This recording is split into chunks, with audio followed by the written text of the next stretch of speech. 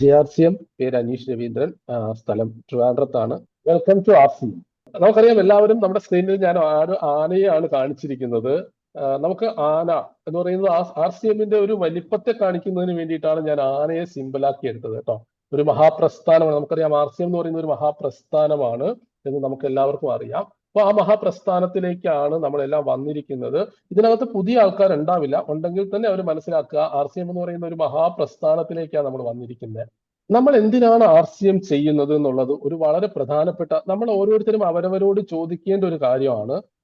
എന്തിനാണ് നമ്മൾ RCMലേക്ക് വന്നത്? ഞാൻ എൻ്റെ ടീമിനോട് വരുന്ന ഓരോ ആൾക്കാരോടും നിങ്ങൾ എന്തിനാണ് RCM ചെയ്യുന്നത് എന്നുള്ളത് നിങ്ങൾക്ക് ക്ലിയർ ആയിരിക്കണം. അതിനാണ് നമ്മൾ പർപ്പസ് എന്ന് പറയുന്നത്. എന്ത് പർപ്പസിനാണ് നിങ്ങൾ RCM ചെയ്തുകൊണ്ടിരിക്കുന്നത്? ചിലർ പറയും ഹെൽത്തിന് വേണ്ടിയിട്ടാണ്, ചിലർ പറയും വെൽത്തിന് വേണ്ടിയിട്ടാണ്. ഹെൽത്തിന്, ആരോഗ്യത്തിന് വേണ്ടിയിട്ടാണെങ്കിലും സാമ്പത്തികത്തിന് വേണ്ടിയിട്ടാണെങ്കിലും നിങ്ങളുടെ പർപ്പസ് നിങ്ങൾക്ക് വ്യക്തമായിരിക്കണം എന്നുള്ളതാണ്. കാരണം RCM is a medium to fulfil your purpose. RCM എന്ന് പറഞ്ഞാൽ മറ്റൊന്നുമല്ല, RCM ഒരു മീഡിയമാണ്.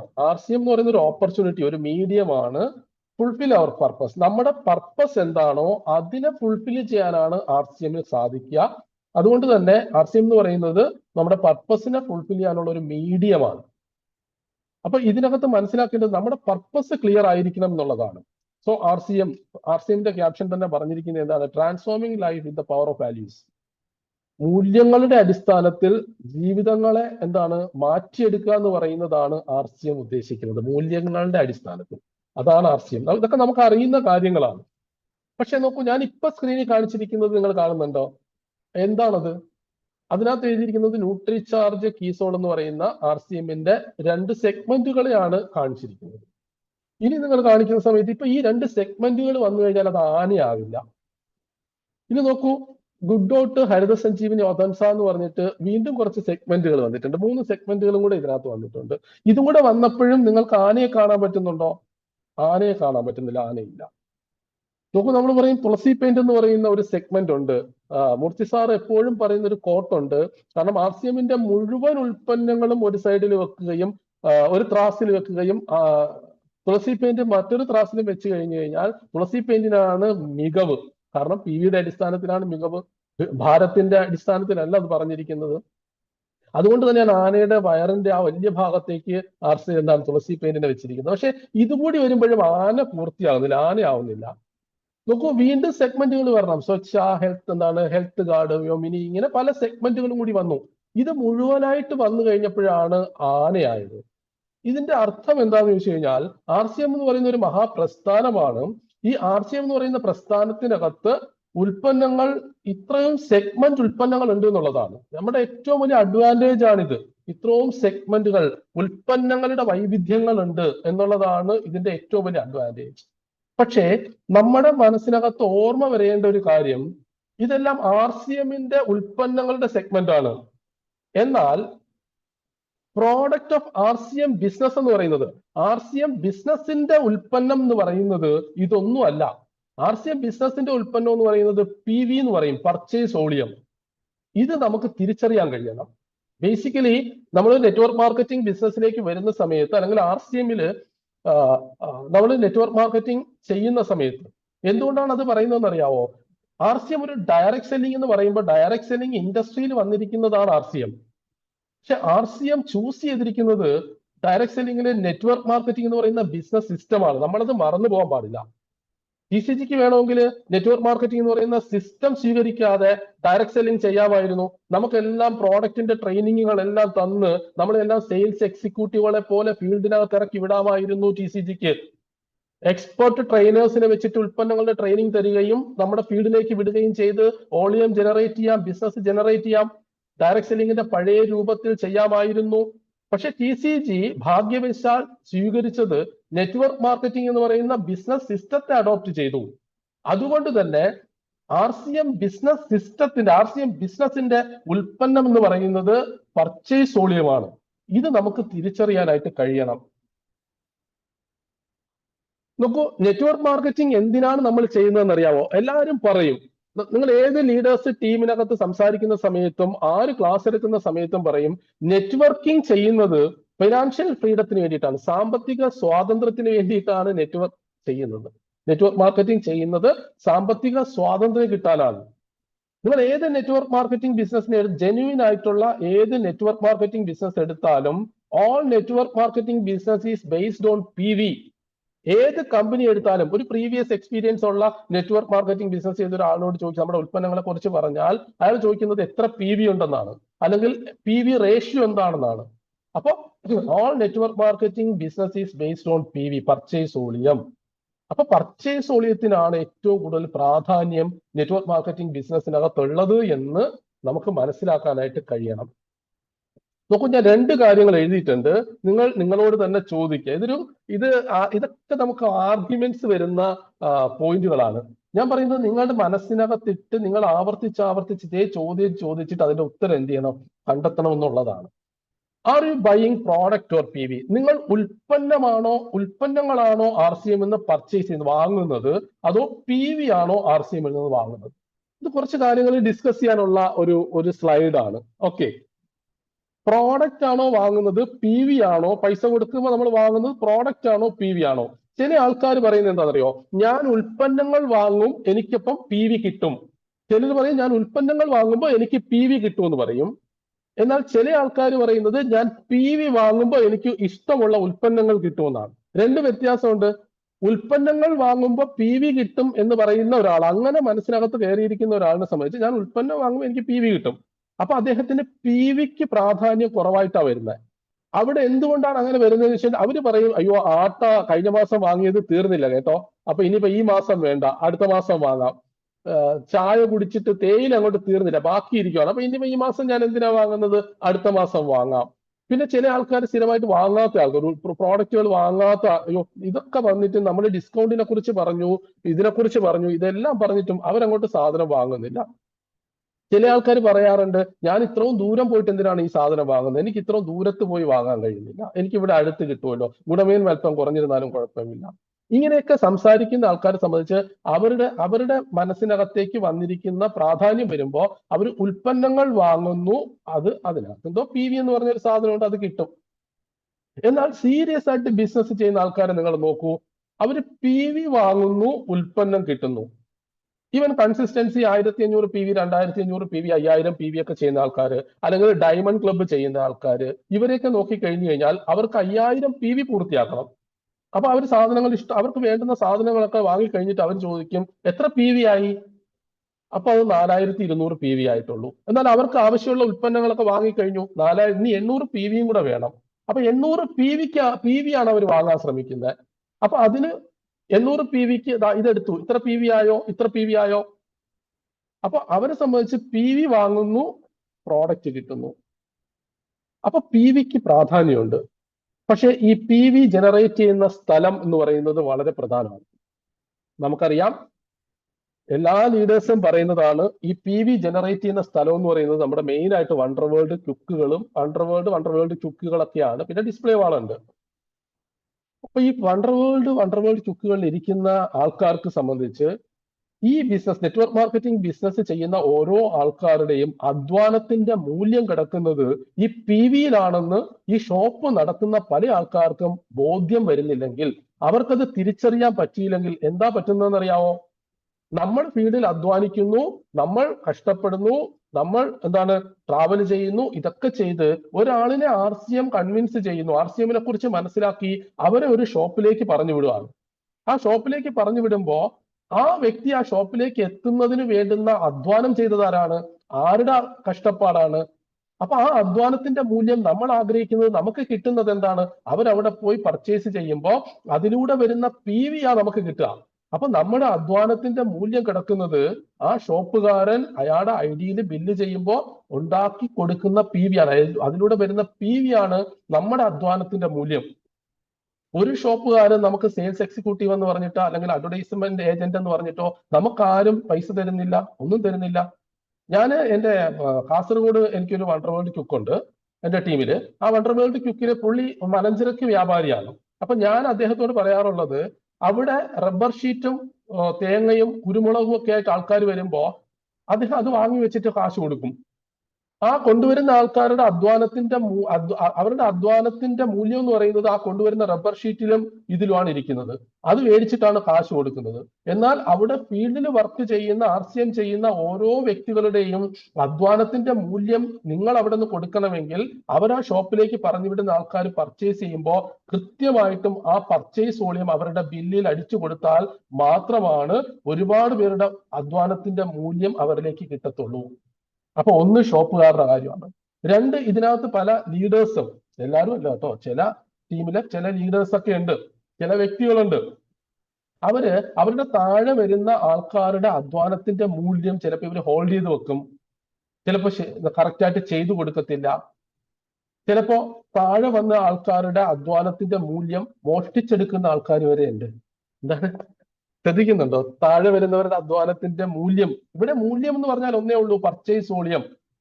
അത് മോഷ്ടിച്ചെടുക്കുന്ന ആൾക്കാർ വരെയുണ്ട്. അതൊക്കെ ഒരു തെറ്റായ പ്രവണതയാണ്. കാരണം RCM ബിസിനസ്സിനകത്ത്, നെറ്റ്വർക്ക് മാർക്കറ്റിങ്ങിനകത്ത് അധ്വാനത്തിന്റെ നമ്മുടെ യഥാർത്ഥ പ്രോഡക്റ്റ് എന്ന് പറയുന്നത് പർച്ചേസ് വോളിയമാണ്, PV ആണ്. അതുപോലെ തന്നെയാണ് നമ്മുടെ കൂടെ പുതുതായിട്ട് വരുന്ന ഓരോ വ്യക്തികൾക്കും PV എന്ന് പറയുന്നതിന്റെ പ്രാധാന്യം നമുക്ക് മനസ്സിലാക്കി കൊടുക്കാൻ കഴിയണം. ഉൽപ്പന്നങ്ങളെ കുറിച്ച് എത്ര ഭംഗിയായി നമ്മൾ മനസ്സിലാക്കി കൊടുക്കാൻ ശ്രമിക്കുന്നോ അതിന്റെ 10 മടങ്ങ് ശക്തിയിൽ PV എന്ന് പറയുന്നതിന്റെ പ്രാധാന്യത്തെ മനസ്സിലാക്കി കൊടുക്കാൻ കഴിഞ്ഞെങ്കിലേ ഒരു നെറ്റ്വർക്ക് എന്ന് പറയുന്ന സംഭവം നമ്മൾ ആരംഭിക്കത്തുള്ളൂ. ഇത് നിങ്ങൾ തിരിച്ചറിയണം. അവർ പ്രോഡക്റ്റ് പർച്ചേസ് വോളിയം. ഞാനൊരു പ്രൊഫഷണൽ നെറ്റ്വർക്കർ എന്ന് പറയുന്നത് കൊണ്ട് തന്നെ എന്നിൽ നിന്നും ദയവ് ചെയ്ത് നിങ്ങൾ നെറ്റ്വർക്കിന് ഉതകുന്ന രീതിയിലുള്ള കാര്യങ്ങൾ മാത്രമേ പ്രതീക്ഷിക്കാവൂ. പാസീവ് ഇൻകം, നല്ല ഒരു സാമ്പത്തിക സ്വാതന്ത്ര്യത്തിലേക്ക് എത്താൻ കഴിയുന്ന രീതിയിലുള്ള കുറച്ച് കാര്യങ്ങളാണ് ഞാൻ ഇതിനകത്ത് പറയാൻ ശ്രമിക്കുന്നത്. ഞാൻ തുടക്കത്തിലേ പറഞ്ഞതുപോലെ എന്തെങ്കിലും രീതിയിലുള്ള എതിരഭിപ്രായങ്ങളോ അല്ലെങ്കിൽ എന്തെങ്കിലും ഉണ്ടെങ്കിൽ നിങ്ങൾ ആവശ്യമുള്ളത് മാത്രമേ ഇതിനകത്ത് നിന്ന് എടുക്കാൻ പാടുള്ളൂ. നമ്മുടെ പ്രോഡക്റ്റ് എന്ന് പറയുന്നത് ഞാൻ കാണുന്നത് പർച്ചേസ് വോളിയത്തിലാണ്. അതുകൊണ്ട് തന്നെ പർച്ചേസ് വോളിയം എന്ന് പറയുന്നത് നമുക്ക് 3 തരത്തിലുണ്ട്, 3 രീതിയിലാണ് പർച്ചേസ് വോളിയം നമ്മളിലേക്ക് വരിക. അതിൽ ഒന്നെന്ന് പറയുന്നത് പേഴ്സണൽ PV എന്ന് പറയും. പേഴ്സണൽ പർച്ചേസ് വോളിയം എന്ന് പറഞ്ഞു കഴിഞ്ഞാൽ നമുക്ക് സ്വന്തമായിട്ട് നമ്മുടെ കാശ് കൊടുക്കുന്നു, വാങ്ങുന്ന ഉൽപ്പന്നങ്ങളിലൂടെ അല്ലെങ്കിൽ നമ്മൾ സ്വന്തമായി കാശ് കൊടുത്ത് വാങ്ങുന്നതാണ് നമ്മുടെ പേഴ്സണൽ പർച്ചേസ് വോളിയം. അതിന് എന്തൊക്കെ ആവശ്യമുണ്ട്? Need your money and effort. Personal PV purchase volume വരണമെങ്കിൽ നമ്മുടെ പൈസയും നമ്മുടെ അധ്വാനവും ആവശ്യമുണ്ട്. അതിലൂടെ മാത്രമേ നമുക്ക് എന്ത് ചെയ്യൂ, പേഴ്സണൽ പർച്ചേസ് വോളിയം കിട്ടത്തുള്ളൂ. പിന്നെ പർച്ചേസ് വോളിയം ഏതാണ്? പീപ്പിൾ PV എന്ന് പറയും. പീപ്പിൾ PV എന്ന് പറഞ്ഞു കഴിഞ്ഞാൽ നിങ്ങളുടെ താഴെ വരുന്ന ഒരു വ്യക്തി അയാളുടെ ആവശ്യത്തിന് അയാളുടെ കാശ് കൊണ്ടുപോയി പർച്ചേസ് ചെയ്താൽ ആ പർച്ചേസ് വോളിയം നിങ്ങൾക്കും വരും. അപ്പോൾ നമ്മുടെ താഴെ വരുന്ന ഗ്രൂപ്പ് ഓരോ വ്യക്തികളും പർച്ചേസ് ചെയ്യുമ്പോൾ ആ പർച്ചേസിലൂടെ നമ്മളിലേക്ക് വരുന്നതാണ്, നമ്മുടെ താഴെ വരുന്ന വ്യക്തികൾ പർച്ചേസ് ചെയ്യുന്നതിലൂടെ നമ്മളിലേക്ക് വരുന്ന PV ആണ് പീപ്പിൾ PV എന്ന് പറയുന്നത്. ഞാനിത് പറയുമ്പോൾ നിങ്ങൾക്ക് ഓരോരുത്തർക്കും ഏതൊക്കെ PV വരുന്നുണ്ട് എന്ന് നിങ്ങൾ ചിന്തിക്കണം. നിങ്ങൾക്ക് പേഴ്സണൽ PV മാത്രമാണോ വരുന്നത്? നിങ്ങളുടെ അധ്വാനം കൊണ്ട് നിങ്ങളുടെ എഫേർട്ട് പൈസയും കൊടുത്തുകൊണ്ടുള്ള PV മാത്രമാണോ വരുന്നത്? നിങ്ങളുടെ താഴെ വരുന്ന ഗ്രൂപ്പുകൾ പർച്ചേസ് ചെയ്യുന്നതിലൂടെ നിങ്ങൾക്ക് പീപ്പിൾ PV എത്ര വരുന്നുണ്ട് എന്ന് നിങ്ങൾ നോക്കണം. മൂന്നാമത് വരുന്നത് പവർ PV എന്ന് പറയും. പവർ PV, അവിടെ നമ്മുടെ അധ്വാനമോ നമ്മുടെ പൈസയോ ആവശ്യമില്ലാതെ തന്നെ നമ്മളിലേക്ക് ഒഴുകി വരുന്നതാണ് പവർ PV. നോക്കൂ, ഈ മാസം 14,56,000 PV, 14,56,000 PV ആദ്യം സംസാരിച്ച ഹേമന്ത് സാറിന് ഞാൻ കോൺട്രിബ്യൂട്ട് ചെയ്തിട്ടുണ്ട്.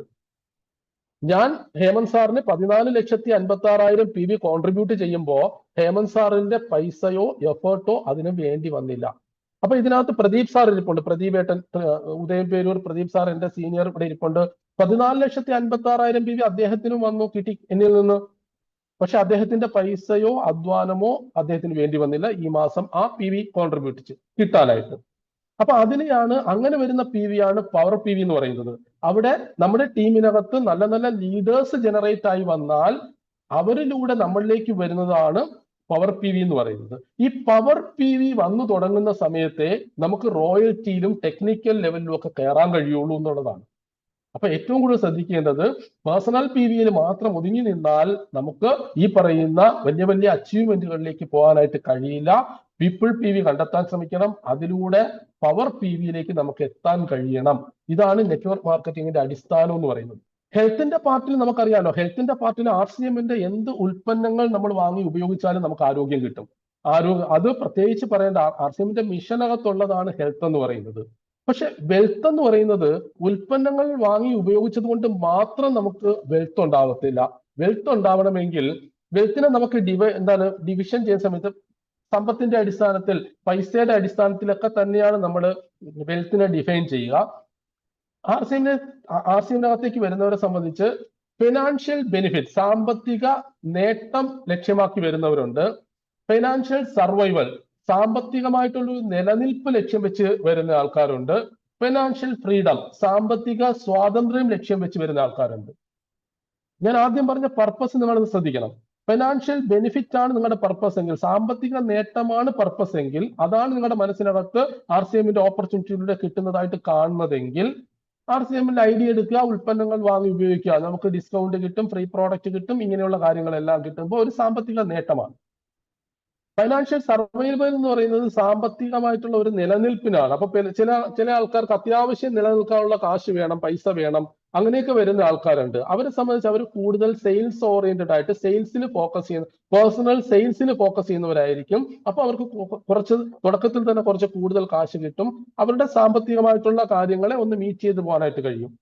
പിന്നെ വരുന്നവരാണ് ഫൈനാൻഷ്യൽ ഫ്രീഡവുമായിട്ട് ലക്ഷ്യമിട്ട് വരുന്നത്. ഫൈനാൻഷ്യൽ സാമ്പത്തിക സ്വാതന്ത്ര്യമായിട്ട് ലക്ഷ്യമിട്ട് വരുന്ന ആൾക്കാരെ, ആ ലക്ഷ്യം ഉള്ള വ്യക്തികളെ നമ്മൾ കൂടുതലായിട്ട് എന്ത് ചെയ്യണം, ശ്രദ്ധിക്കണം. സാമ്പത്തിക വെൽത്തിലേക്കുള്ള വഴി എന്ന് പറയുന്നത്, നോക്കൂ, നമ്മൾ ഒരു ഉപഭോക്താവായിട്ട് മാത്രം നിൽക്കുകയാണെങ്കിൽ, ഈ കൂട്ടത്തിൽ ഇരിക്കുന്നവർ RCMൽ ഐഡിയ ഉണ്ട്, നമ്മൾ ഉൽപ്പന്നങ്ങൾ മാത്രം വാങ്ങി ഉപയോഗിക്കുന്ന ഉപഭോക്താക്കൾ മാത്രമാണെങ്കിൽ നമ്മൾ സാമ്പത്തിക നേട്ടത്തിന് വേണ്ടി മാത്രം വന്നിരിക്കുന്നവരാണ്. എന്നാൽ വർക്ക് ചെയ്യുന്ന ആൾക്കാരുണ്ട്, ഒരു എംപ്ലോയിയെ പോലെ വർക്ക് ചെയ്യുന്ന ആൾക്കാരുണ്ട്. അവരെ സംബന്ധിച്ച് അവര് ഡെയിലി സെയിൽസ് ഓറിയന്റഡ് ആണ്, സെയിൽസിൽ ഫോക്കസ് ചെയ്ത് നിൽക്കുന്നവരാണ്.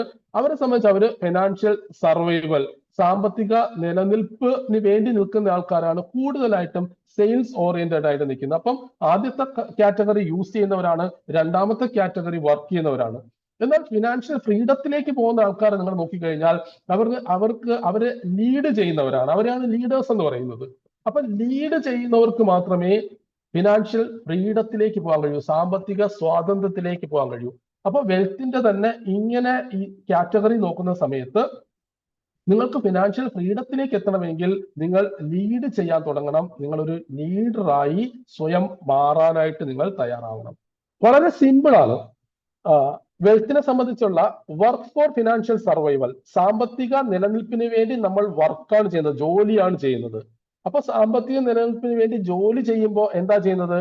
Increase your personal sales. Personal sales increase ചെയ്യാനാണ് നമ്മൾ നോക്കുക. പേഴ്സണൽ സെയിൽസ് നമ്മൾ ഇൻക്രീസ് ചെയ്യാൻ നോക്കുന്ന സമയത്ത് നമുക്ക് സാമ്പത്തികമായിട്ട് നിലനിൽപ്പ് കിട്ടും. പക്ഷെ അവിടെ നമ്മൾ ആക്റ്റീവ് ഇൻകത്തിലാണെന്ന് മനസ്സിലാക്കണം. ആക്റ്റീവ് ഇൻകം എന്താ വെച്ച് കഴിഞ്ഞാൽ നമ്മൾ പണിയെടുക്കുന്ന സമയത്ത് പൈസ വരുമാനം കിട്ടും. നമുക്ക് ജോലി ചെയ്യാൻ കഴിയാതെ വരുമ്പോൾ നമ്മുടെ വരുമാനം നിലയ്ക്കും. 90% പേരും അവിടെയാ നിൽക്കുന്നത് പുറമെ. പക്ഷെ RCMൽ വന്നതിന് ശേഷവും ഈ ഒരു കാര്യത്തിലാണ്, ആക്ടിവിറ്റിയിലാണ്, വർക്കിലാണ് നിങ്ങൾ ഫോക്കസ് ചെയ്യുന്നതെങ്കിൽ നിങ്ങൾ സ്റ്റിൽ ആക്റ്റീവ് ഇൻകത്തിലാണ്. എന്നാൽ പാസീവ് ഇൻകം ആഗ്രഹിക്കുന്ന ആൾക്കാർ എന്താ ചെയ്യുന്നത്?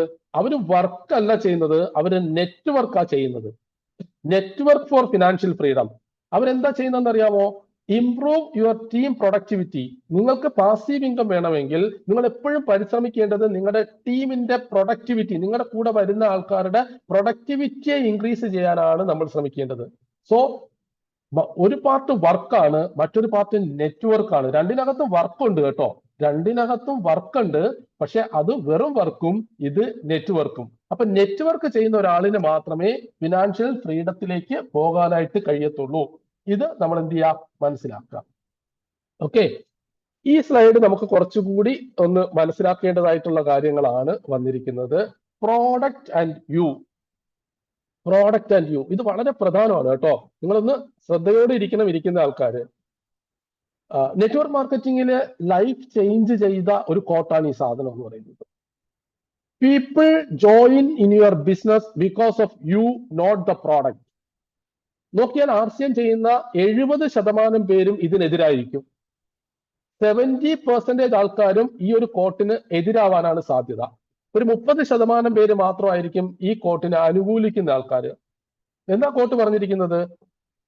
People join your business because of you. വ്യക്തികൾ നിങ്ങളുടെ ബിസിനസ്സിൽ വന്ന് ജോയിൻ ചെയ്യുന്നത് പ്രോഡക്റ്റ് കണ്ടിട്ടല്ല, നിങ്ങളെ കണ്ടിട്ടാണ്.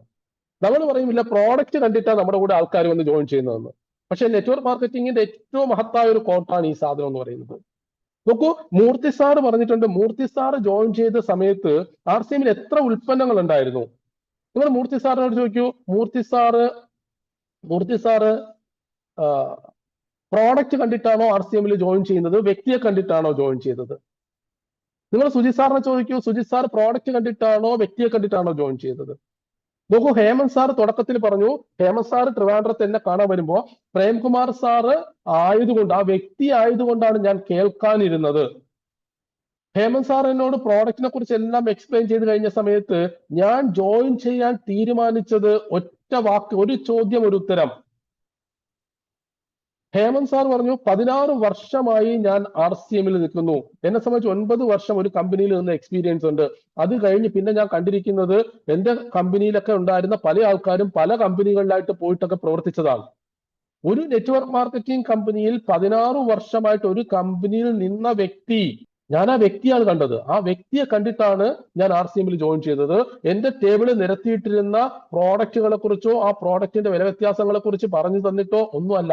സോ എപ്പോഴും നമ്മൾ ശ്രദ്ധിക്കണം, stop hiding behind the product. ഉൽപ്പന്നങ്ങളെ മുന്നിൽ നിർത്തിയിട്ട് അതിന്റെ പിന്നാമ്പുറത്ത് നമ്മൾ ഒളിഞ്ഞു നിൽക്കുന്ന വ്യക്തികളായിട്ട് മാറരുത്.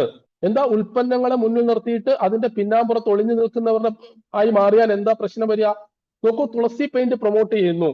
ഒരു പെയിന്ററാണ് നമ്മുടെ മുന്നിലേക്ക് വരുന്നത്. ആ പെയിന്ററുടെ മുന്നിൽ എത്ര ഉൽപ്പന്നങ്ങളുണ്ട്? പല കമ്പനികളുടെ ഉൽപ്പന്നങ്ങളുണ്ട്. ആ ഉൽപ്പന്നങ്ങൾ മുന്നിൽ വെച്ചിട്ട് ആ ഉൽപ്പന്നങ്ങളുടെ പിന്നാമ്പുറത്ത് ഒളിഞ്ഞു നിന്നിട്ട് തുളസി പെയിന്റിനെ കുറിച്ച് പറയുകയാണ്. അപ്പോഴാണ് ക്ലയന്റ് പറയുന്നത്, എനിക്ക് ഏഷ്യൻ മതി, അല്ലെങ്കിൽ ഇത് മതി എന്ന് പറയുന്നു.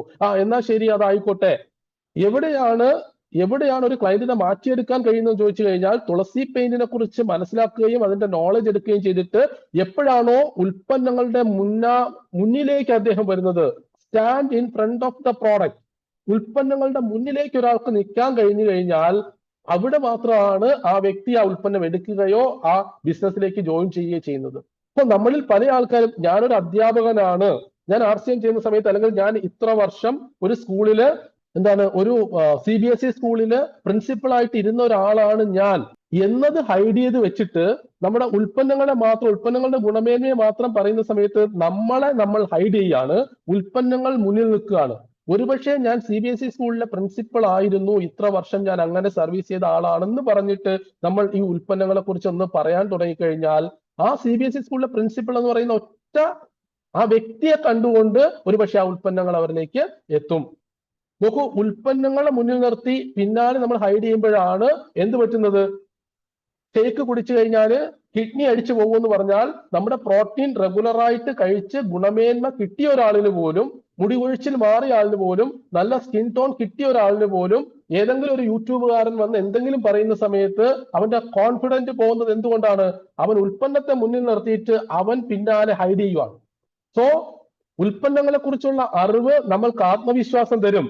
പ്രത്യേകിച്ച് RCMന്റെ ഉൽപ്പന്നങ്ങളെ കുറിച്ചുള്ള ഓരോ അറിവുകളും നമ്മൾക്ക് ആത്മവിശ്വാസം, നമ്മുടെ കോൺഫിഡൻസ് കൂട്ടും, ആത്മവിശ്വാസം തരും.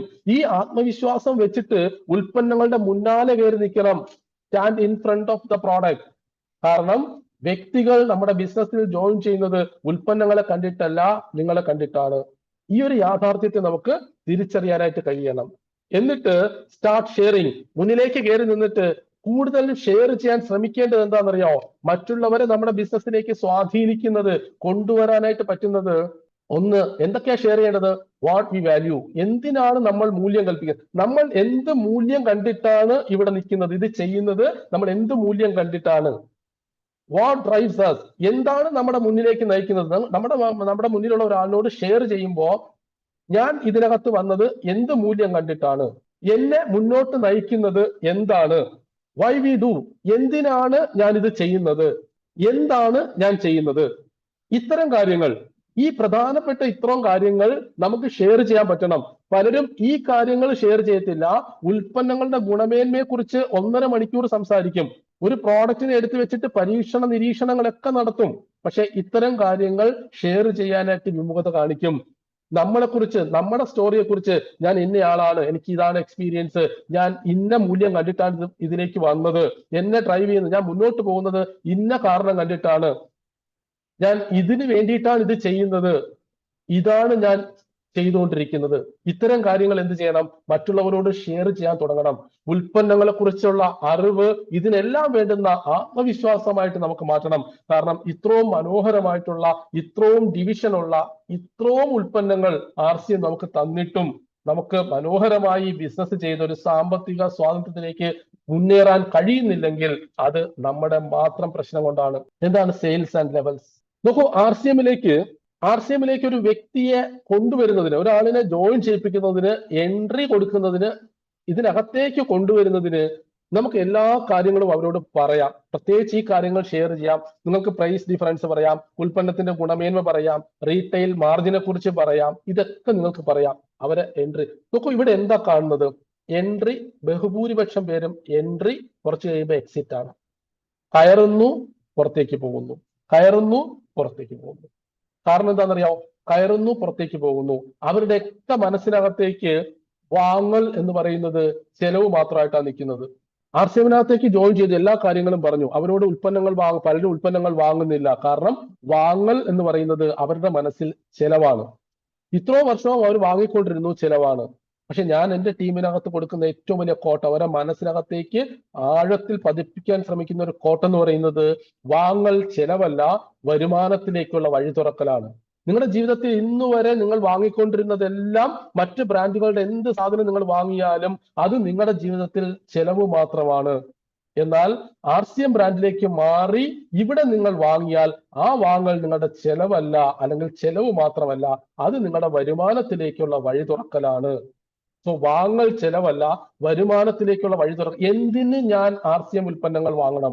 എന്തിന് ഞാൻ ഇത്ര കിലോമീറ്ററിനപ്പുറം പോയി വാങ്ങണം? ഈ ചോദ്യത്തിനുള്ള എല്ലാം ഉത്തരമാണ് വാങ്ങൽ ചെലവല്ല, വരുമാനത്തിലേക്കുള്ള വഴി തുറക്കലാണ്. അവിടെ നമുക്ക് ഓപ്പർച്യൂണിറ്റി വെക്കാൻ പറ്റണം. അവരുടെ മനസ്സിനകത്തേക്ക് RCM എന്ന് പറയുന്ന ഓപ്പർച്യൂണിറ്റിയെ വെക്കാൻ കഴിയണം. ഓപ്പർച്യൂണിറ്റി എന്ന് പറയുന്നത് എപ്പോഴും മോണിറ്ററി ബെനിഫിറ്റ് അടിസ്ഥാനപ്പെടുത്തിയേ ഒരു മനുഷ്യന്റെ മനസ്സിനകത്ത് കയറത്തുള്ളൂ. ആരോഗ്യം ഒരു പാർട്ടാണ്. സാമ്പത്തികം എന്ന് പറയുന്നത് എപ്പോഴും മോണിറ്ററി ബെനിഫിറ്റ്. ഞാൻ അതിന് ഏറ്റവും നല്ലൊരു ഉദാഹരണം പറഞ്ഞു തരാം. നോക്കൂ, ഗുഡ് ഡോട്ടിന്റെ നമ്മുടെ വെജ് ബൈറ്റ്സ്, ഗുഡ് ഡോട്ട് എത്ര നാളായി RCM നമ്മുടെ കയ്യിലേക്ക് തന്നിട്ട്? ഗുഡ് ഡോട്ടിന്റെ വെജ് ബൈറ്റ്സ് നമ്മുടെ കയ്യിലേക്ക് എത്ര ക്ലാസ്സുകൾ ആ ഉൽപ്പന്നത്തെ കുറിച്ച് നമുക്ക് തന്നു. അതിന്റെ കണ്ടന്റുകൾ, അതിന്റെ ഇൻഗ്രീഡിയൻസ്, അതിന്റെ ഓരോന്നിന്റെയും ആരോഗ്യ ഗുണമേന്മ, ഈ കാര്യങ്ങളെല്ലാം എത്ര പ്രാവശ്യം കമ്പനിക്കാർ നമുക്ക് തന്നു, പാചകം ചെയ്ത് തന്നു, നമ്മളെ തീറ്റിച്ചു, ഇതെല്ലാം ചെയ്തു. അവസാനം രാജൻ ഡോക്ടർ ഐഡിയയിൽ വന്നു, ഒരു സ്വർണ്ണ കോയിൻ എടുത്ത് ഫ്രണ്ടിൽ വെക്കാം. സോ ഒരു സ്വർണ്ണ കോയിൻ എടുത്ത് ഫ്രണ്ടിൽ വെച്ചു. കഴിഞ്ഞ മാസം വെജ് ബൈറ്റ്സിന്റെ സെയിൽസ് അല്ലെങ്കിൽ എത്രയാ വർദ്ധിച്ചതെന്ന് നിങ്ങൾ ചിന്തിക്കൂ. നമ്മൾ ഒരു വർഷം കഴിക്കാനുള്ളത് പോലും, ഒരു വർഷത്തേക്ക് കഴിക്കാനുള്ളത് ഒരുമിച്ച് മേടിച്ച് വെച്ച ആൾക്കാരുണ്ട്. വളരെ നല്ലതാണ്. കാരണം ആ ഉൽപ്പന്നത്തെ പ്രൊമോട്ട് ചെയ്താൽ മാത്രമേ ആ കമ്പനിക്ക് ആ ഉൽപ്പന്നത്തെ നിലനിർത്താൻ കഴിയുള്ളൂ. അത്രയും മനോഹരമായിട്ടുള്ള, അത്രയും ബ്യൂട്ടിഫുൾ ആയിട്ടുള്ള, അത്രയും ഹെൽത്ത് ഓറിയന്റഡ് ആയിട്ടുള്ള ഉൽപ്പന്നം ഒരു കമ്പനി നിലനിർത്താൻ നമുക്ക് തന്നുകൊണ്ടിരിക്കേണ്ട ആവശ്യമുണ്ട്. ആ ഉൽപ്പന്നങ്ങൾ തരണമെങ്കിൽ ആ ഉൽപ്പന്നത്തിന് വേണ്ടത്ര സെയിൽസ് വോളിയം ഉണ്ടാവണം. അത്രയും ക്വാണ്ടിറ്റി സെയിലായി പോകണം. അവർ നമുക്ക് മാത്രമേ അത് തരുന്നുള്ളൂ. അപ്പൊ അവരുടെ ആ ഉൽപ്പന്നത്തിന്റെ സെയിൽസ് നിലനിർത്തുക എന്ന് പറയുന്നത്, അല്ലെങ്കിൽ ആ വോളിയം ജനറേറ്റ് ചെയ്ത് കൊടുക്കുക എന്ന് പറയുന്നത് നമ്മുടെയൊക്കെ ഉത്തരവാദിത്വത്തിൽ വരുന്നതാണ്. പക്ഷെ എന്തുകൊണ്ടും ആ ഒരു ഉൽപ്പന്നത്തിന് മാത്രം വേണ്ടത്ര പ്രൊമോഷൻ വന്നില്ല, നമ്മൾ അധികം വാങ്ങാൻ ശ്രമിച്ചില്ല. കമ്പനി ക്ലാസ് തരാതെയോ ട്രെയിനിങ് തരാതെയോ ഉണ്ടാക്കി കഴിപ്പിക്കാതെയോ ഒന്നും ഇരുന്നിട്ടല്ല. എന്നാലോ RCM ഓപ്പർച്യൂണിറ്റിന്റെ ഒരു പോർഷൻ, ഒരു സ്വർണ്ണ കോയിൻ എന്ന് പറയുന്ന ഒരു മോണിറ്ററി ബെനിഫിറ്റിന്റെ ഒരു സാധനം മുന്നിലേക്ക് വന്നപ്പോ നമ്മുടെയൊക്കെ മനസ്സ് മാറിയില്ലേ?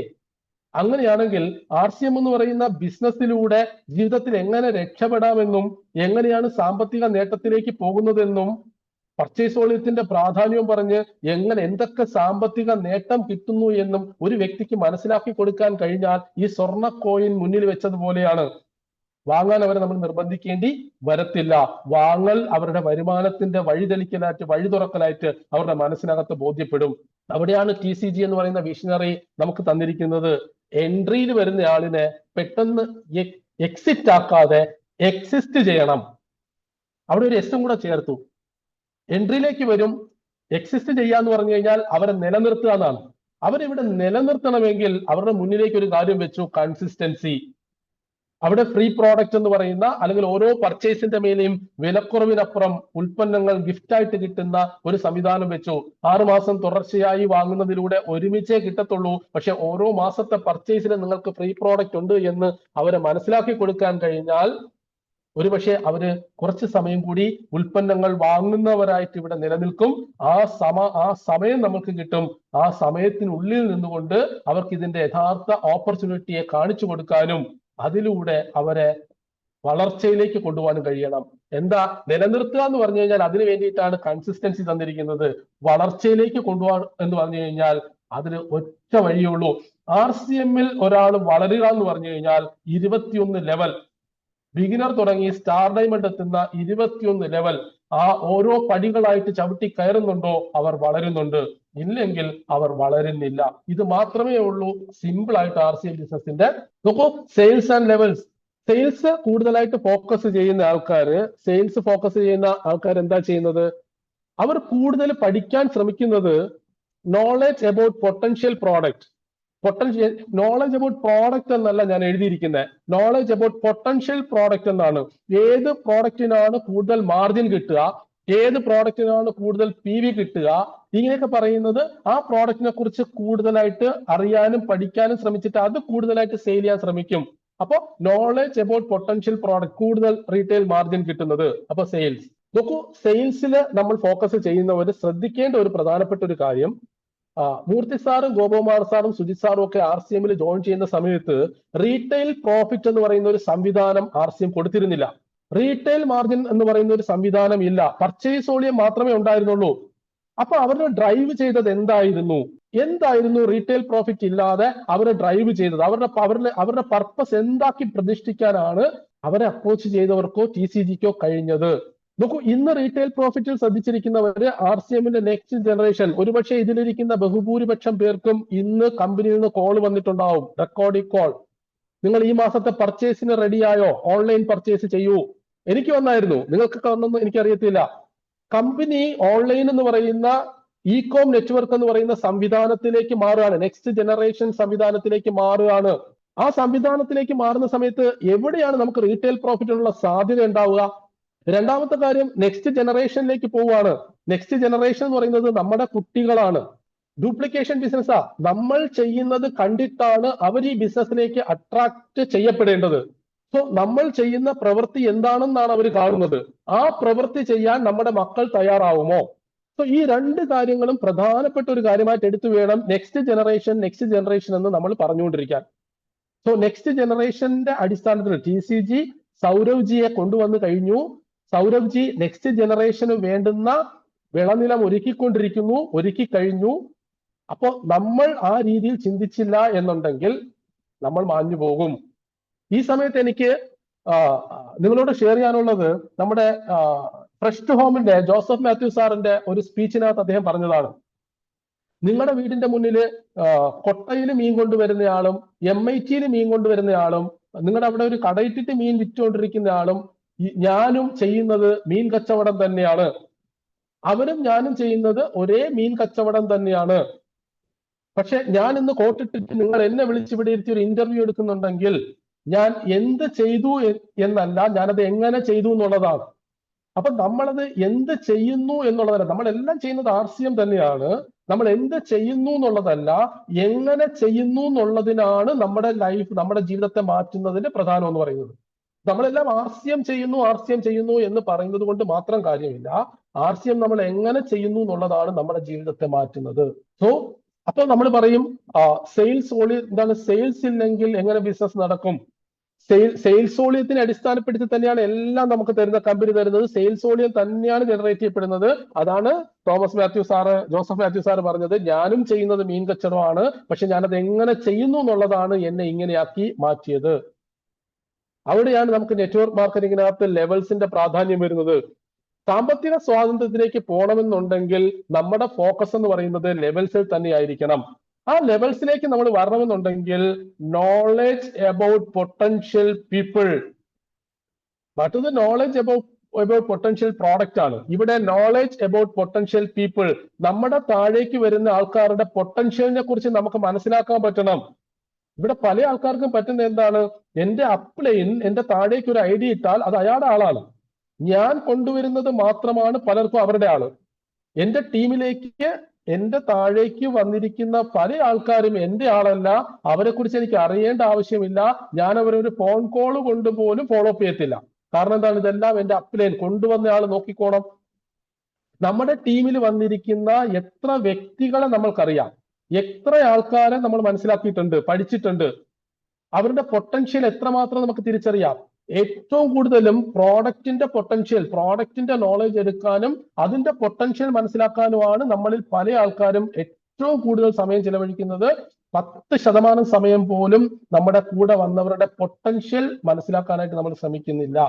സോ നെറ്റ്വർക്ക് മാർക്കറ്റിംഗില് ലെവൽസിലേക്ക് പോകണമെന്നുണ്ടെങ്കിൽ നമുക്ക് എന്ത് ചെയ്യണം, പൊട്ടൻഷ്യൽ മനസ്സിലാക്കണം. ഞാൻ എന്തുകൊണ്ടാണ് ടെക്നിക്കൽ അച്ചീവർ ആയിട്ട് ഇരുന്ന് സംസാരിക്കുന്നതെന്ന് ചോദിച്ചാൽ, എന്റെ ടീമിലേക്ക് വരുന്ന ഓരോ ആൾക്കാരുടെയും, പുതുതായിട്ട് ഒരാൾ വന്നാൽ ആ വ്യക്തിയുടെ പൊട്ടൻഷ്യൽ എനിക്ക് ഞാൻ മനസ്സിലാക്കാൻ ശ്രമിക്കും. എവിടെയുള്ള ആളാണ്, അയാളിലൂടെ നമുക്ക് എന്തെല്ലാം ചെയ്യാൻ കഴിയും. അതുകൊണ്ട് തന്നെ എന്റെ ലെവൽ അച്ചീവേഴ്സിനെ എടുക്കുന്ന സമയത്ത് ഞാൻ ട്രിവാൻഡ്രത്താണ്, കാസർഗോഡ് മുതൽ ട്രിവാൻഡ്രം വരെയുള്ള കേരളത്തിനകത്ത് നിരവധി ജില്ലകളിൽ ടീമുണ്ട്. അതുപോലെ തന്നെ അച്ചീവേഴ്സ് വന്നതിൽ ബോംബെയിൽ അച്ചീവർ വന്നു, ഡൽഹിയിൽ അച്ചീവർ വന്നു, തമിഴ്നാടിലും അച്ചീവറെ സൃഷ്ടിക്കാനായിട്ട് കഴിഞ്ഞു. കാരണം നോളജ് അബൌട്ട് പൊട്ടൻഷ്യൽ പീപ്പിൾ. ഇതാണ് നെറ്റ്വർക്ക് മാർക്കറ്റിംഗ് ലെവൽസിൽ ഫോക്കസ് ചെയ്യുന്ന സമയത്ത് നമ്മൾ മനസ്സിലാക്കേണ്ടത്. അങ്ങനെ പൊട്ടൻഷ്യൽ പീപ്പിളിന്റെ, നമ്മുടെ കൂടെ വന്നവരുടെ പൊട്ടൻഷ്യൽ മനസ്സിലാക്കിയെങ്കിൽ മാത്രമേ RCM നമുക്ക് പറഞ്ഞിരിക്കുന്ന 8 കോർ സ്റ്റെപ്പിലെ ഗോൾ സെറ്റിംഗ് എന്ന് പറയുന്ന പ്രധാന കാര്യം, ഇതാണ് നമ്മുടെ ജീവിതത്തിൽ RCM ബിസിനസിനകത്തും നമ്മളെ വിജയിപ്പിക്കുന്നത്. ഈ ഗോൾ സെറ്റിംഗ് ആണ്. ഞാൻ കഴിഞ്ഞ 4 മാസമായിട്ട് ഇത് എക്സ്പീരിയൻസ് ചെയ്യാണ്. ഓരോ മാസത്തിലും പുതിയ അച്ചീവേഴ്സിനെ, സ്റ്റാർ അടക്കമുള്ള അച്ചീവേഴ്സിനെ ടീമിൽ ജനറേറ്റ് ചെയ്യാനും ക്രിയേറ്റ് ചെയ്യാനും കഴിയുന്നതും ഈ ഒറ്റ കാര്യം കൊണ്ടാണ്. ബ്രയാൻ ട്രേസി എന്ന് പറയുന്ന ഒരു network trainer, Brian Tracy international trainer ആണ്. അദ്ദേഹത്തിന്റെയൊക്കെ വീഡിയോ നിങ്ങൾ കേട്ടുപോകണം. അദ്ദേഹം പറഞ്ഞ ഒരു സിമ്പിൾ ആയിട്ടുള്ള ഒരു കോട്ട് ഉണ്ട്. ഒരു പീസ് പേപ്പറും പേനയും നിങ്ങളും ഉണ്ടെങ്കിൽ നിങ്ങളുടെ ജീവിതത്തെ സമ്പന്നമാക്കുന്ന മറ്റൊരു ടൂളും നിങ്ങൾക്ക് ആവശ്യമില്ല എന്നാണ്. ഒരു പീസ് പേപ്പറും പേനയും നിങ്ങളും ഉണ്ടെങ്കിൽ നിങ്ങളുടെ ജീവിതത്തെ സമ്പന്നമാക്കാനുള്ള മറ്റൊരു ടൂളിന്റെയും ആവശ്യം നിങ്ങൾക്കില്ല എന്നുള്ളതാണ്. RCM ബിസിനസിനെ സംബന്ധിച്ച് അത് ഏറ്റവും അർത്ഥവത്തായിട്ടുള്ള ഒരു കാര്യമാണ്. പൊട്ടൻഷ്യൽ ആയിട്ടുള്ള ആൾക്കാരെ മനസ്സിലാക്കി കഴിഞ്ഞാൽ, ഗോൾ സെറ്റിംഗ് പറഞ്ഞിട്ടുണ്ട്, മാസത്തിന്റെ തുടക്കത്തിൽ, ഓരോ മാസത്തിന്റെ തുടക്കത്തിലും നിങ്ങളുടെ ആക്റ്റീവ് ആൻഡ് എഫക്റ്റീവ് അപ്ലൈനുമായിട്ട് ഇരിക്കണം, അല്ലെങ്കിൽ ഫോണിലൂടെ സംസാരിക്കണം. എന്നിട്ട് എന്തിനാണ്, ഗോൾ സെറ്റ് ചെയ്യണം. ഗോൾ സെറ്റിംഗ് എന്ന് പറഞ്ഞാൽ മൂന്ന് പാർട്ടാണ്. ഒന്ന്, ഗോൾ എന്ന് പറഞ്ഞാൽ ലക്ഷ്യത്തെക്കുറിച്ചുള്ള അറിവ്. അപ്ലൈനുമായിട്ടിരുന്ന് സംസാരിച്ചിട്ട് ആദ്യം നിങ്ങൾ തീരുമാനിക്കണം, ഈ മാസം നിങ്ങൾക്ക് ഏത് ലക്ഷ്യമാണ്, എവിടേക്ക് എത്താനാണ്, നിങ്ങൾക്ക് എവിടേക്ക് പോകാനാണ് നിങ്ങൾ ആഗ്രഹിക്കുന്നത്, നിങ്ങൾക്ക് എവിടെ എത്തിച്ചേരണം. അവിടെ എത്തിച്ചേരണമെങ്കിൽ, നമുക്ക് വീട്ടിലെ ഒരു കല്യാണത്തിന് പോകണം എന്നുണ്ടെങ്കിൽ, ഇത്രാം തീയതി കോയമ്പത്തൂരിൽ കല്യാണം എന്ന് പറഞ്ഞു കഴിഞ്ഞാൽ ആ കല്യാണത്തിലേക്ക് എത്തണം എന്ന തീരുമാനം ആദ്യം, കല്യാണത്തിന് പോണോ പോണ്ടേ എന്നുള്ള തീരുമാനം നമ്മൾ ആദ്യം എടുക്കും. ഇവിടെ ഇരിക്കുന്ന ഓരോ ആൾക്കാരും ചിന്തിക്കണം, ഈ മാസം 1-ാം തീയതി തുടങ്ങി, ഈ മാസം നിങ്ങളുടെ ലക്ഷ്യം എന്താണ്? സ്വയം ചോദിക്കുക, എന്താണ് നിങ്ങളുടെ ലക്ഷ്യം? നിങ്ങളുടെ ടീമിൽ കൂടെ വന്നിരിക്കുന്ന പൊട്ടൻഷ്യൽ ആയിട്ടുള്ള ആൾക്കാരുണ്ട്, അവർക്ക് ലക്ഷ്യം എന്താണ്? അവർക്ക് എന്തെങ്കിലും ലക്ഷ്യബോധം ഉണ്ടോ? നമുക്ക് ലക്ഷ്യം ഉണ്ടെങ്കിൽ നമ്മുടെ താഴെ വരുന്നവർക്ക് ലക്ഷ്യബോധം ഉണ്ടാക്കി കൊടുക്കാൻ കഴിയൂ. അപ്പൊ ഗോൾ സെറ്റിംഗിന്റെ ആദ്യത്തെ ഘട്ടം ഓരോ വ്യക്തികൾക്കും ലക്ഷ്യങ്ങൾ ഉണ്ടാക്കി കൊടുക്കുക എന്ന് പറയുന്നതാണ്. അത് ഷോർട്ട് ടേം ഗോൾ ആദ്യം ചെയ്യണം. ഈ മാസത്തെ ലക്ഷ്യം, അവിടെ ബിഗിനർ മുതലുള്ള ലക്ഷ്യം എന്ന് പറഞ്ഞാൽ RCMനകത്ത് 21 ലെവലേ ഉള്ളൂ കേട്ടോ. ബിഗിനർ മുതലുള്ള ലക്ഷ്യം, ബിഗിനർ ആകാത്ത ആളാണെങ്കിൽ ഈ മാസം ആദ്യത്തെ ലെവൽ, 2ാമത്തെ ലെവൽ, 3ാമത്തെ ലെവൽ, എത്രയും പെട്ടെന്ന് ഓപ്പണർ എന്ന് പറയുന്ന കമ്പനിയുടെ പ്രസ്റ്റീജിയസ് ആയിട്ടുള്ള നാഷണൽ ടേൺ ഓവറിന്റെ ഷെയർ ബോണസ് കിട്ടുന്ന ലെവലിലേക്ക് എത്തണം. അതൊരു സ്പിരിറ്റ് ആവണം. ആ ലെവലിനെ നിങ്ങൾക്ക് സ്പിരിറ്റ് ആക്കി കൊടുക്കാൻ കഴിയുമോ? അപ്പൊ ലക്ഷ്യം തീരുമാനിച്ചു കഴിഞ്ഞാൽ 2ാമതാണ് പ്ലാൻ. ബിഗിനർ ആവണമെന്ന് ഒരാളോട് ലക്ഷ്യം വെച്ചു, സ്റ്റാർട്ടർ ആവണമെന്ന് ലക്ഷ്യം വെച്ചു, അടുത്തത് പ്ലാൻ തയ്യാറാക്കണം. പ്ലാൻ എന്താണ്? 40,000 പർച്ചേസ് വോളിയം വേണം, അതിന് ഇന്ന ക്രൈറ്റീരിയ ഉണ്ട്. ഈ 40,000 പർച്ചേസ് വോളിയം എന്റെ താഴെ വന്ന പൊട്ടൻഷ്യൽ പീപ്പിളിനെ നോക്കുക, അതിലൂടെ ആരിലൂടെ കണ്ടെത്താം, ആരിലൂടെ എങ്ങനെ വന്നാൽ ഈ സ്ഥലത്തേക്ക് എനിക്ക് എത്താം. എനിക്ക് ഓപ്പണർ ആവണം, ലക്ഷ്യം തീരുമാനിച്ചു, താഴെയുള്ള പൊട്ടൻഷ്യൽ പീപ്പിളിനെ നോക്കണം, നോക്കിയിട്ട് അവരെ ഏതൊക്കെ ലെവലിലേക്ക് എത്തിച്ചാൽ എനിക്ക് ഇവിടെ എത്താം. ഇങ്ങനെ എഴുതി തയ്യാറാക്കുന്നതിനെയാണ് പ്ലാൻ എന്ന് പറയുന്നത്. ലക്ഷ്യത്തിലേക്ക് എത്താനുള്ള പദ്ധതി തയ്യാറാക്കുന്നതിനെയാണ് പ്ലാൻ എന്ന് പറയുന്നത്. അപ്പൊ ഇതിന് രണ്ടിനും വേണ്ടത് നിങ്ങളും വേണം, ഒരു പേനയും വേണം, ഒരു പീസ് പേപ്പറും വേണം. അപ്പൊ ലക്ഷ്യം തീരുമാനിച്ചു, പദ്ധതി തയ്യാറാക്കി കഴിഞ്ഞു കഴിഞ്ഞാൽ അടുത്തത് ആക്ഷനാണ്. 30 ദിവസമുണ്ട് നമ്മുടെ മുന്നിലേക്ക്. ആ പദ്ധതിക്കനുസരിച്ച് ഉള്ള പ്രവൃത്തി തുടങ്ങുക, പ്രവൃത്തി ചെയ്യുക. നിങ്ങളുടെ താഴേക്ക് വന്ന ഏത് ലക്ഷ്യത്തിലേക്കാണ് കൊടുത്തിരിക്കുന്നത്, അവരെ ആ ലക്ഷ്യത്തിൽ എത്തിക്കാനുള്ള പ്രവൃത്തിയിൽ നിങ്ങൾ കൂടെ ചേരുക. താഴെ വന്നിരിക്കുന്ന ഓരോ വ്യക്തികളുടെയും ലക്ഷ്യത്തിൽ എത്തിക്കാനായിട്ട് ഒരു ലീഡർഷിപ്പിൽ നിന്നുകൊണ്ട് അവരുടെ കൂടെ അവിടെ ആ പ്രവൃത്തി ആക്ഷൻ, അവിടെയാണ് 1-to-1 മീറ്റിംഗ് ആവട്ടെ, ഹോം മീറ്റിംഗ് ആവട്ടെ, സെമിനാറുകളാവട്ടെ, ട്രെയിനിങ് പ്രോഗ്രാമുകളാവട്ടെ, സൂം മീറ്റിങ്ങുകളാവട്ടെ, എന്ത് ആക്ഷനും എന്ത് പ്രവൃത്തിയും വെറുതെ കാര്യങ്ങൾ പഠിച്ചെടുക്കാൻ വേണ്ടി മാത്രം. ഈ പഠനവും ഈ കാര്യങ്ങളെല്ലാം നമ്മുടെ കയ്യിലിരിക്കുന്ന പേപ്പർ പദ്ധതിയുണ്ട്, ആ പദ്ധതിക്കനുസരിച്ചുള്ള പ്രവൃത്തിയായിരിക്കണം. അങ്ങനെയാണെങ്കിൽ മാസത്തിന്റെ അവസാനം നമുക്ക് ആ ലക്ഷ്യത്തിലേക്ക് എത്താനും കൂടെ ഉള്ളവരെ എത്തിച്ചേർക്കാനും നമുക്ക് കഴിയും. ആൾക്കാർക്ക് എന്തൊക്കെയാ വേണ്ടത്? നമ്മളിലേക്ക് വരുന്ന ആൾക്കാർക്ക് നമ്മൾ മനസ്സിലാക്കണം, നമ്മുടെ കൂടെ വരുന്ന ഓരോ ആൾക്കാർക്കും അവർക്ക് വേണ്ടത് ഒന്ന് അപ്രീസിയേഷൻ, പ്രോത്സാഹനം വേണം. TCG പറഞ്ഞു, പുതുതായിട്ട് RCMലേക്ക് ജോയിൻ ചെയ്ത് വരുന്നവരെ മാലയിട്ട് സ്വീകരിക്കണം, അവരെ കൈയടിച്ച് അപ്രീഷിയേറ്റ് ചെയ്യണം. RCMലേക്ക് ജോയിൻ ചെയ്യുന്ന ആൾക്കാർക്ക് ആദ്യം മനസ്സിലേക്ക് പൈസ അല്ല വെക്കേണ്ടത്, അവർക്ക് പ്രോത്സാഹനം കൊടുക്കണം, മാക്സിമം അപ്രീസിയേഷൻ. ആ പ്രോത്സാഹനമാണ് അവരിവിടെ നിലനിർത്തുക. ആദ്യം പ്രോത്സാഹനം കൊടുക്കണം. രണ്ടാമത് പറഞ്ഞിരിക്കുന്നത് റെക്കഗ്നിഷനാണ്. വരുന്നവർക്ക് പ്രോത്സാഹിപ്പിച്ച് ബിഗിനർ ആവണം, ആദ്യത്തെ ലെവലിൽ എത്തിക്കണം. ആദ്യത്തെ ലെവലിൽ എത്തിച്ചാൽ വൈറ്റൽ ലെവലിൽ, പ്രത്യേകിച്ച് ആദ്യത്തെ ലെവലിൽ എത്തുന്നവർക്ക് ഏറ്റവും കൂടുതൽ അംഗീകാരം കൊടുക്കണമെന്നാണ്, റെക്കഗ്നിഷൻ കൊടുക്കണമെന്നാണ്. നമ്മളിവിടെ നമ്മുടെ കൂടെ വരുന്ന എത്ര ടീമിൽ എത്ര ലീഡേഴ്സ്, എനിക്കറിയത്തില്ല എത്ര പേര്. TCG പറഞ്ഞിട്ടുണ്ട്, പുതുതായിട്ട് വരുന്ന ആദ്യം അച്ചീവ് ചെയ്യുന്നവർക്കാണ് ബിഗിനർ ലെവൽ, ബേസ് ലെവൽ, അവിടെയാണ് ചലനം ഉണ്ടാവുന്നത്. അവിടെ ഏറ്റവും കൂടുതൽ അംഗീകാരങ്ങൾ കൊടുക്കണം. കാരണം അംഗീകാരങ്ങൾ എന്നും ആവശ്യമാണ്. ഞാൻ 4.5 വർഷം, ഞാൻ ഇടയ്ക്ക് ട്രിവാൻഡ്രത്ത് മൂർത്തി സാർ വന്നപ്പോൾ മൂർത്തി സാറിനോട് ഞാൻ പറഞ്ഞു, സാർ ഞാൻ റോയൽറ്റി സ്റ്റാർ പ്ലാറ്റിനം വരെ എത്തി, പക്ഷെ ഇതുവരെ എനിക്ക് മൂർത്തി സാറിൽ നിന്നും ഒരു അംഗീകാരം, ഒരു മെഡലോ ഒരു ബൊക്കെ പോലും മൂർത്തി സാറിന്റെ കയ്യിൽ നിന്ന് എനിക്ക് വാങ്ങാനുള്ള അവസരം ഉണ്ടായിട്ടില്ല. ഞാൻ വന്നിട്ടും എനിക്ക് അവസരം ഉണ്ടായിട്ടില്ല. അത് ഞാൻ എന്റെ മനസ്സിന്റെ ഒരു ഇതായിട്ട് മൂർത്തി സാറിനോട് ഞാൻ പറഞ്ഞു. കാരണം അംഗീകാരങ്ങൾ എല്ലാം ആവശ്യമാണ്. എന്റെ ടീമിനകത്ത് ഇപ്പോ സ്റ്റാർ പ്ലാറ്റിനമായി പ്ലാറ്റിനം ലെവൽ അച്ചീവ് ചെയ്ത ആശാ മേഡം ട്രിവാൻഡ്രത്ത് നിന്ന്, അദ്ദേഹത്തിന് റെക്കഗ്നീഷൻ കിട്ടാനുള്ള ഏറ്റവും നല്ല ചാൻസ് നമ്മുടെ രാജഗിരി ഓഡിറ്റോറിയത്തിൽ ഇത്രയും ആൾക്കാർ വരുന്ന സ്ഥലത്ത് നമ്മുടെ സുരേന്ദ്രനാഥ് സാർ വരുന്ന പ്രോഗ്രാം ആണെന്ന് തോന്നുന്നു. ആ 3 മാസത്തെ അച്ചീവേഴ്സിന്റെ ഇതിനകത്ത് 4 പേരിൽ ഒരാളായിട്ട് കയറാനുള്ള ഒരു ചാൻസ് വന്നു. പക്ഷെ നിർഭാഗ്യവശാൽ നമ്മുടെ ലിസ്റ്റ് കൊടുത്തതിനകത്ത് ഒരു മിസ്റ്റേക്ക് വന്നു, ഒരു മിസ്സിംഗ് വന്നു. അതിലൂടെ പക്ഷെ അദ്ദേഹം പ്ലാറ്റിനം അച്ചീവ് ചെയ്തെന്നും ആ പ്രോഗ്രാമിനകത്ത് റെക്കഗ്നിഷൻ ഉണ്ടെന്നും അദ്ദേഹത്തിന്റെ ടീം അംഗങ്ങൾ മുഴുവൻ അറിഞ്ഞ ആ ടീം അടക്കമാണ് ആ പ്രോഗ്രാമിന് അകത്ത് വന്നത്. പക്ഷെ ആ സ്റ്റേജിലേക്ക് കയറാനുള്ള അവസരം ആശാ മാഡത്തിന് കിട്ടിയില്ല. ആ പ്രാവശ്യത്തെ ചാൻസ് കഴിഞ്ഞത് പോയതുകൊണ്ട് അടുത്ത പ്രാവശ്യം കിട്ടിയില്ല. എന്തായാലും കഴിഞ്ഞ മാസം സ്റ്റാർ പ്ലാറ്റിനം അച്ചീവ് ചെയ്ത് നിൽക്കുന്നുണ്ട്. ഇനി അടുത്ത റെക്കഗ്നീഷൻ ആശാ മാഡത്തിന് എന്തായിരുന്നാലും ഉറപ്പായിട്ട് കിട്ടും. അപ്പൊ അംഗീകാരങ്ങൾ എന്ന് പറയുന്നത് എല്ലാ മനുഷ്യന്റെയും മനസ്സിനകത്ത്, അതൊരു ബിഗിനർ ആവട്ടെ ഏതൊരു ഇതാവട്ടെ, നോക്കൂ, അംഗീകാരങ്ങളാണ് നമ്മുടെ മുന്നോട്ട് എന്ത് ചെയ്യുന്നത്, പ്രചോദിപ്പിച്ച് മുന്നോട്ട് പോകുന്നത്. അപ്പോ ആൾക്കാരെല്ലാം ഇത് ആഗ്രഹിക്കുന്നുണ്ട്. പ്രോത്സാഹിപ്പിച്ച് അവരെ ഓരോ ലെവലിലേക്ക് എത്തിക്കുക. ആ ലെവലിലേക്ക് എത്തുന്ന സമയത്ത് അവർക്ക് വേണ്ടുന്ന അംഗീകാരങ്ങൾ കൊടുക്കുക. ഈ ലെവലുകളിലേക്ക് എത്തി അംഗീകാരം കിട്ടി തുടങ്ങുമ്പോൾ അവരുടെ അക്കൗണ്ടിലേക്ക് പൈസ വരാൻ തുടങ്ങും. അതിൽ ഏറ്റവും പ്രധാനം ഓപ്പണർ എന്ന്